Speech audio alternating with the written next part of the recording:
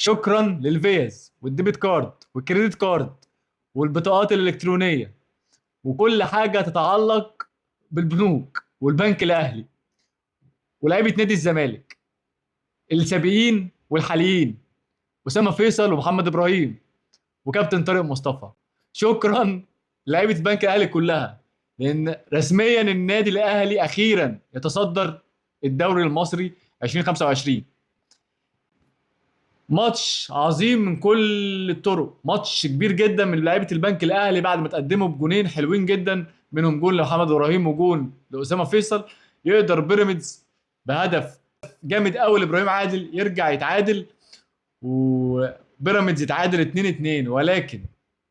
ولكن البنك الاهلي يعود ويسجل الثالث والرابع ويفوز على بيراميدز، والدوري في الجزيره.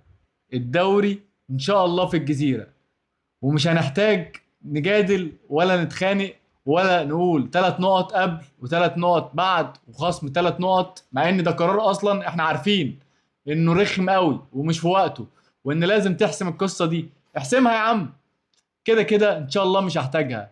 الف مبروك للعيبه البنك الاهلي وجماهير النادي الاهلي.